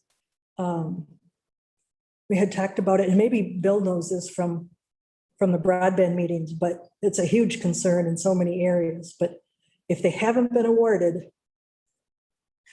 and Bill just back on, am I right? Yeah, that's Bill? my understanding as well. Yeah, okay. Thank you, Bill. So that's how. So how do we go about getting them not awarded? Let's be real. Well, talk to the two senators. Okay. I don't know if it's possible, but I know LeSueur County is facing the same thing. They're like shovel ready to go, and they were shut down by we call it, they got RDOF. The other thing that Leslie and I came up with was on the grant side, you can't spend federal money and give it to an ISP if they're getting federal money. Right. But if it's COVID, you can give it to the homeowner. So you can give grants to residents that wouldn't run afoul of, because you wouldn't be giving it to an ISP. So That would be like. I don't know if I should have said that out loud here, but. What you were talking about. But You're right. I guess I just said it out loud. I have it in the report, but. You're pretty far away from the mic. I don't know. I thought that was just kind of a great idea that she's like, hey, they're all affected by COVID-19. I can set up a grant program for the property owners. So. Right. And from a technical perspective, we talked about those drop cables being fairly expensive overall to get in. So we're trying to figure out ways to help people get the service that's there, when it's there. So. Mr. Chair. Yes. I have an RDOF related question maybe, and I'm maybe not understanding something. But if somebody was awarded RDOF funds to construct broadband in Pine County, we would not, as a practical matter, likely find somebody who was going to try to beat them into the area, right? So I'm not sure what the suggestion. Well, and maybe Bill can back me up on this or us on this, but one of the things that was, to your point, was the initial RDOF award was somewhat shocking to us. I'm sure Blandon as well, because it really it tied up a whole bunch of ground. And we looked at it as like a land grab, like I'm going to monopolize this land. And then they put a 10-year shelf on it, like you don't really have to do anything for 10 years. And that really threw a wrench for the last, beginning stages of this until there's been some pushback. Bill, is that accurate? Do you view it that way as well? Yeah, I think they have locked up a lot of this area now, waiting for the RDOF to be approved. It's been almost a year now since that auction ended, and they've been waiting to, there's there's probably a handful of these very large awardees that have, many people would say are going to struggle to accomplish what they bid. So there, LTD was awarded almost $1 billion across the country. And there's some feeling that they're going to have to raise $3 to $4 billion more to be able to build out what they've committed to. And so that's really, the question is, can they actually do that? And that's what the FCC is waiting on. And I think the FCC is probably waiting on their 5th commissioner to make any kind of big policy decisions about canceling those prospective awardees. Staff might be a little afraid to make those big decisions without a full commission. So it's really kind of a black box right now. We don't really know what's going on there. But I think keeping in touch with your US senators and congressional members about this and letting them know your concerns would be important. And I think as far as Pine County administrator, I think the only award to proceed with construction that we're aware of is the SCI broadband grant. The rest of them are still. Not understanding the value of clarification that says you can build in an area that has RDOF until that final approval. Because in practical terms, nobody's really going to want to go into that area. Yeah, it de-incentivizes those areas, and unfortunately, they can wait 10, according to the current rule, they can wait up to 10 years. And then from our perspective, if there's federal grant money program for Pine County, our goal should be to hasten the project versus try to find somebody else to do that same project with non-federal money. Right. I mean, I think that's a non-starter. Yeah. Practical term. I think the only thing I would keep in mind, as part of what we're recommending is to make sure that it's not so monopolistic and so rigid that it hurts your community in the long haul. So just take a review of that before you sign anything. A lot of these folks that have got RDOF awards are cold calling and having Zoom meetings and calling into these communities. And we get brought in, much like Bill is in this meeting, he's an active participant. We get brought in, and what they're asking the communities to do is sign a memorandum of understanding to lock up the ground no matter what, right? They want to lock the ground up, even if they have no intentions of building that out, because it stops competition from coming in that would otherwise build it. So it can be a little dynamic, but I think you have to take it on a area by area basis. If you're the county, just to your point, What basis would the county have to lock up ground with any provider? No, they're locking the ground up, and then they're asking these LTE wants us to sign something that says we're committed with you guys because you're going to get this RDOF money. So then any of these other projects, the way I understand it, nobody would say we wouldn't then be able to award them any state or federal grant to any other person in that, if that's what I understand. Yeah, that's just the practice that's been happening with not all of the people that are doing that, but we've been involved in a couple meetings where that's been the case. So, and I just think any opportunity to bring broadband out is better than nothing, right? I mean, that's the goal, is to get something versus nothing, but you have to be a little bit future minded too, and make sure that it is right, a good fit for the community and right for your county. So.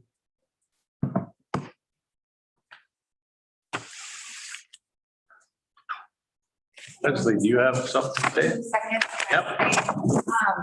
At the end of all this, what I'm kind of looking for, thank you for the feedback, but we're working with Blendon right now as a Blendon broadband community, and there's some opportunity to apply for grant funds. And I'm not asking for your permission, just kind of trying to feel out the temperature in the room for this.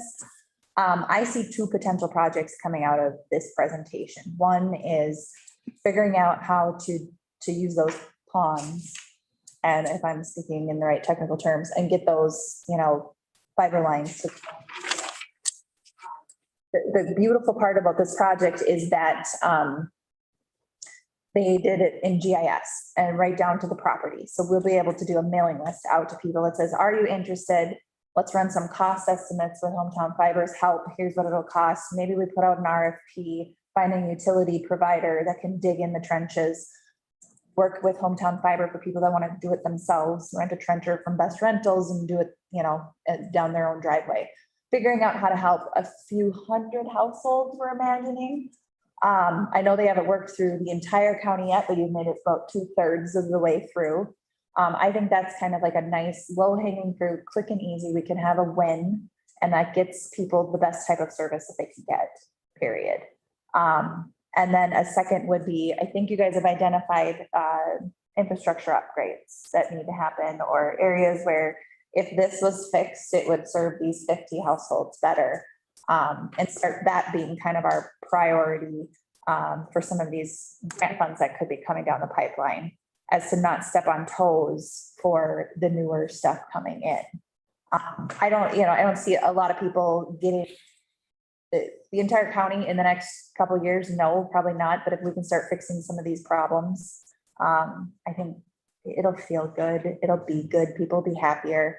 I'll be honest, I'm signed up for Starlink to probably come to my house in February, because I have no idea where I sit in the county, if I'm close to a pond or not, because they haven't gotten down to my part of the county. But I can say that, it'd be nice to hear from people like, yeah, I saw them put fiber in my ditch. I know my neighbors have good service. Now I do, that equity piece. So those are kind of two things that I've been kind of thinking of doing just in the next few months, just to kind of keep the ball bouncing down the road, not kicking the can, bouncing the ball. So that's the first project about Yeah. pound of fiber. I can see myself doing that, or finding a friend who owns an underground construction company and say, hey, you can buy interduct for $1.15 a foot. Let's buy a roll and take it from the ditch by next to that pedestal and take it to my house, and buying some fiber from him and blowing it through there. We get to that point, then what do we do? Yeah, that's you. We were thinking more along just getting the duct in, because then the ISP will come in and hook it right up.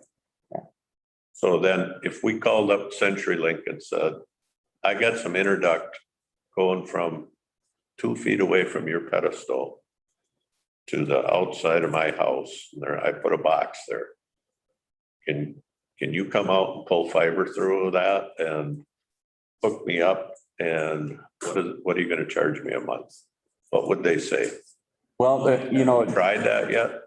well, yeah, we've had a lot of, they're interested in this because CenturyLink's an interesting animal to work with, but they have this out there. They'll get the service to you, they will, but it depends on a couple things. They're going to want to have some input on what is built, right? Okay. You got to use this duct, you got to use these things, and that's reasonable for that. Yep. I think the charge might come in if they get out there and they're unable to pull it, or there's some reason why it wasn't installed correctly, or something. You can start to see maybe some finger pointing there a little bit. Yep. But other than that, I think that it's a very reasonable. But these guys are around. They live in our communities that do that under contract for Midco, SCI. Terry had a contractor out that buried electric cable because she got a hold of it. But those guys are around. We talked to them. Well, we were driving around the county and a lot of industrial areas, a lot of agriculture areas, a lot of heavy equipment.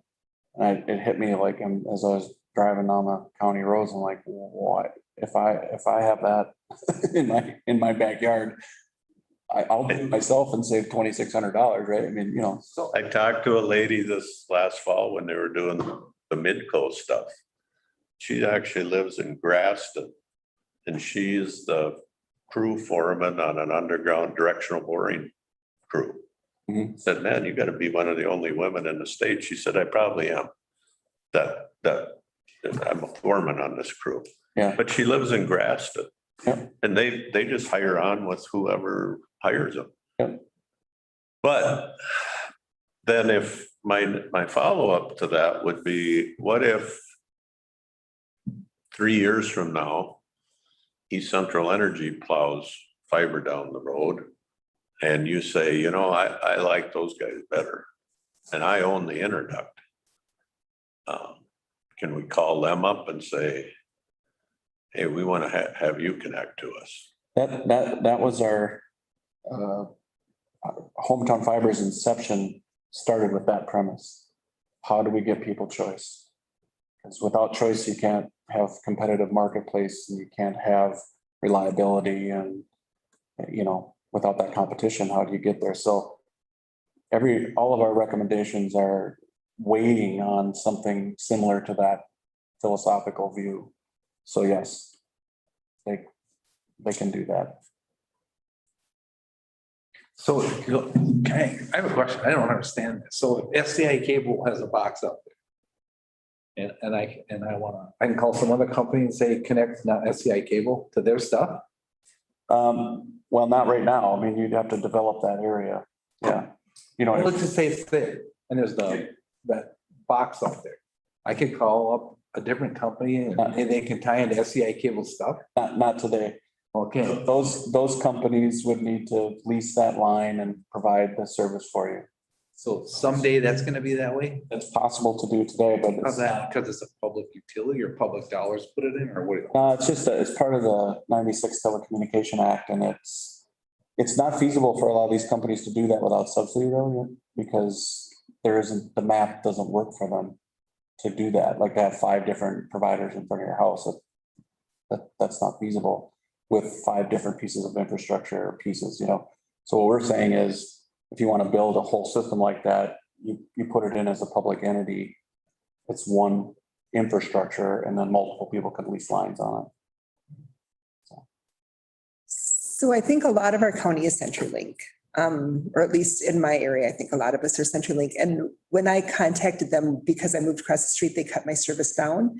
And when I contacted them to see if they'd be willing to work with our county with this broadband fund and everything, they told me probably not. So they told you that they would be interested because they told us that we're too rural, we're too far apart, and they did not think that they would be willing to come. Right. Yeah, you have to talk to the right people, right? But I had them. It's a big organization with a lot of different aspects to it, so. Yeah. Well, they had just said, and I think it's kind of the same feeling that we've been getting from LTD, is that they have so many people coming to them that want service. And LTD, what they did for the RDOF funds is huge. I mean, they've got so many different areas that they're working in. And then they had said to us, if you're willing to sign up some of your other areas with us, we'll come to you first, or we'll put you towards the head of the line. But I think CenturyLink was kind of the same way. There's so many people that have money now that want this, that we're going to be picky and choosy as to who we're going to take. That is true.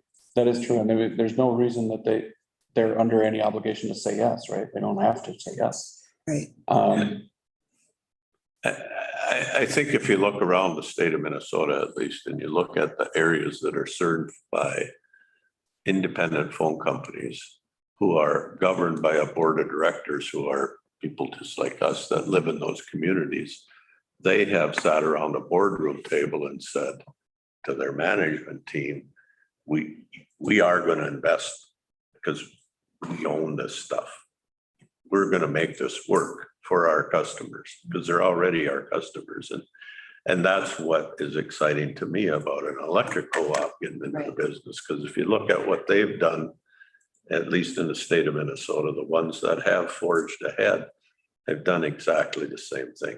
They've done it because they're there. They've been there for 100 years or 70 years already. They're going to be there another 70 years. Their lineman lives right down the road. They're, the board of directors is, Roseau Co-op just started on a project, a couple of years ago. I think they're doing it in segments, but eventually they'll get to their whole system. Yeah, and it's also advantageous for the other critical infrastructure that they operate, which is power. Right. Right, and if they can connect their SCADA systems and all their comm together with a fiber network that also serves the public, but they have their private uses on it, that just shores up all of that. So it's beneficial in multiple ways. Yeah. Well, appreciate what you've done so far, and I think Leslie, are you looking for action from this board to say, let's go ahead with some of these ideas? Is that what we need to do, or what do we need to do at this point? This is just informational, and then you've got more work to do like you said, you haven't been down to Leslie's house yet. I think if there were anything you heard that was not something you're interested in, sharing that thought would be good. But otherwise, I think there's, clear consensus that broadband is important. The county's going to continue to work towards solutions.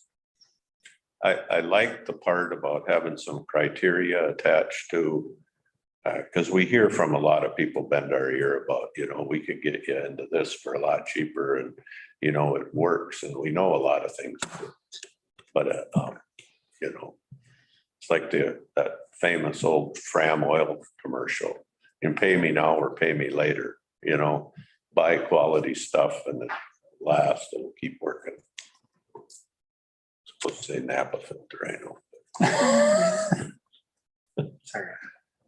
Thank you so much for everything you've already done. You're welcome. Thank you. Gotten a lot accomplished. Thank you. Okay, thank you. Thank you. Thank you, Leslie.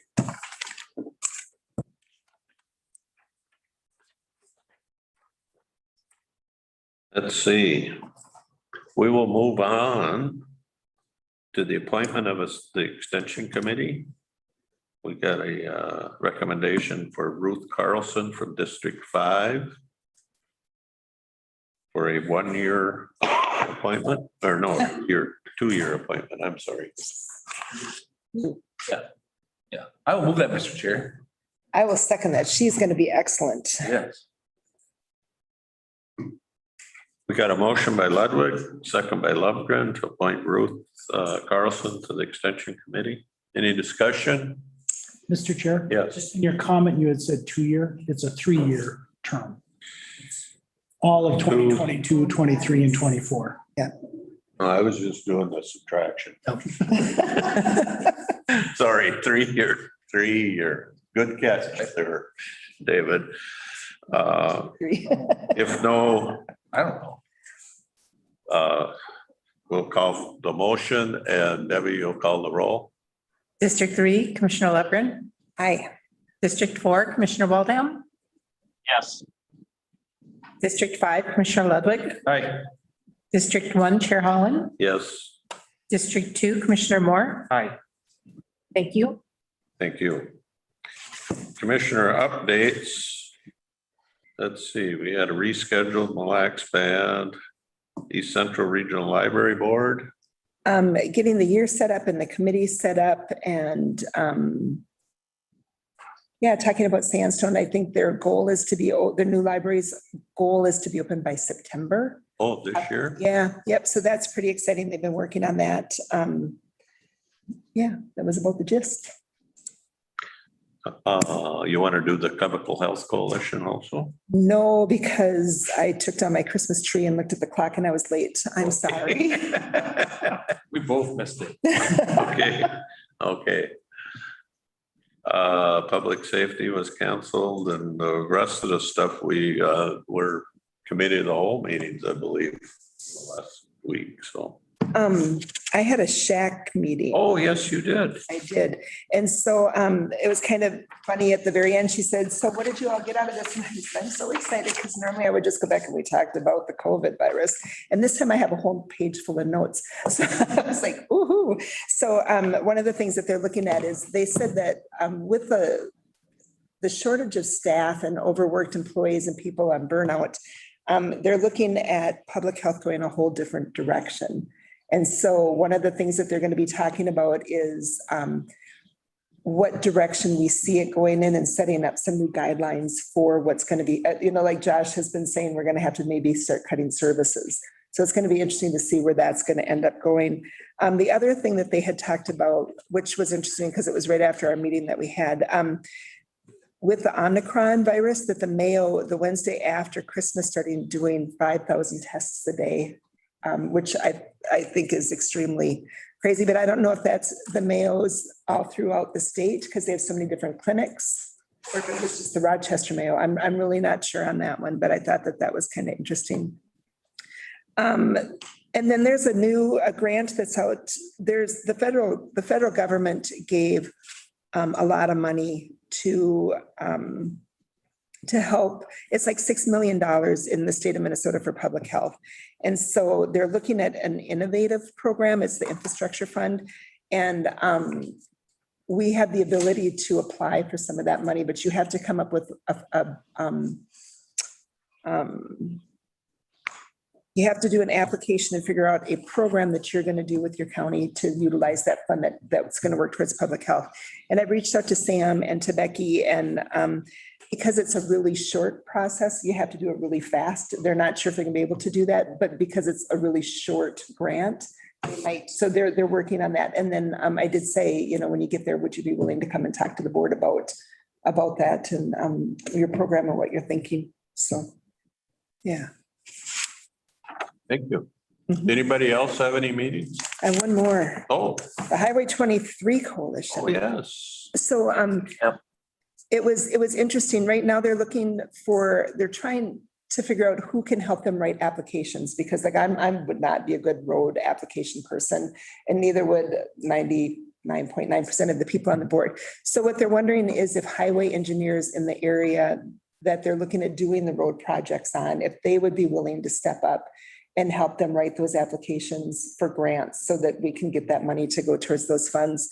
One of the big ones that they're talking about is down from Pipestone to Russell, and they just want to do an overlay with concrete and do some off-ramp exchanges. The other one that we did get on there is from Foley to Malacca to do a project and see if it's worth what it is. The one guy had said that there's been like 4 accidents or 4 deaths in that corridor recently. And so they're saying that with the deaths on there, that it would be equitable to go to 4 lanes. But as of right now, they don't know if it would be, so they'll do the study on that. So that's kind of what that was about. Where are they folks, the whole length of 23? Do they? No. Where's their strongest It's- focus right now? It's coming from down south. Is it 94 that runs 23? Yep. It goes down to 94? Yeah, So it it'd be comes in 20. right by St. Cloud. No, all the way down to. Way down to 90? Yeah, it'd be. Yeah, 90. 90. Okay. So it'd be going from there all the way up to the 23 exit. I know that, but I mean, where are they Yeah. putting their focus? I think How a far lot have of they it made is- in the last 3 years. They're working more down south. Yeah, they're not working as much up Both here. directions from St. Cloud, they've made major improvements. Yeah. So St. Cloud was the hub where they were starting from, it's going kind of southwest. Well, northeast. if you go further southwest, they've done they haven't made them 4 lanes all the way, but they, bypass Paynesville. We drive that road quite often, not quite often, but often enough to see. You take 23 down to 90, you got some weird moves in there. Yeah. You did the last time. They've done a lot of those improvements around those towns. Had so many grain trucks and A lot of equipment on the roads that it was nuts. passing lane type things, widened shoulders. But Terry, I'm sure the people know that, but it's probably encompasses 4 or 5 MnDOT districts. Yeah. And that's part of the problem, is that they're multi-jurisdictional, but to get the attention of those MnDOT districts is really critical. When they said that the MnDOT districts are saying that we're getting in their way. So when we start putting projects, it'd be like us telling Mark, this is the way I thought of it. Us telling Mark, no, I don't want you to do your road projects. I want you to do these road projects. Yeah. And so it's taking what they've already figured out was essential and saying, no, we want this put ahead of it. So they're kind of pushing back a little bit and saying, lay low a little bit, but but I think I'm the representative Right. to our MnDOT District 1, and I will certainly bring up that we pushed for Highway 70 improvements and it took a few years, but we finally got them down here, got them on a bus tour and, you can move the needle. Right. And that's what they were saying too. Yeah. Yep. They want more specifics, more specific areas with the goals. Bolton and Mink was there and they were saying, you can't just go in there and say, I want this road done. You have to have what your goals are. We want less deaths. We want, whatever. And so that's the other thing is they said, we really need to start thinking about what those goals are and the specifics of why, so that we can get those projects done. So so we be planning growth and development and all that, or just public? Right. That was a big part too. Yep. Yep. Yep. Anybody else? I just have one thing and it's not really in the role of the commissioner, but I think we need to be aware of the things that happen around us. We lost a good colleague from Kennebec County a few weeks ago, Gene Anderson. I got word last week that Mike Robinson from Chisago County, who represents the Rush City area, is on hospice. I go, how can he be in hospice? I just talked to him. Josh and he was just in Josh's store a week ago and he's full of cancer. Yeah, it's cancer. He's not gonna go through anything to let nature take its course. He's not doing well at all. And then the other day, I went to the wake, Jeremy Cummings, who was a Pine County resident, worked at our solid waste facility in Pine City. And I think of those things that make Pine County good. And Jeremy really set the tone at that recycling center for treating people with dignity and teaching them and sticking up for people. And he was very good at what he did. And Heard a lot of compliments and stories about the interactions with him there. yeah, he was just a good person. Yes. And we're gonna miss him. And so I think a moment of silence for Jeremy. Think of his wife. They're 50 years old. I remember them when they were in school, and she's standing there with two teenage kids, kind of alone in this world now. So just a moment of silence before we adjourn.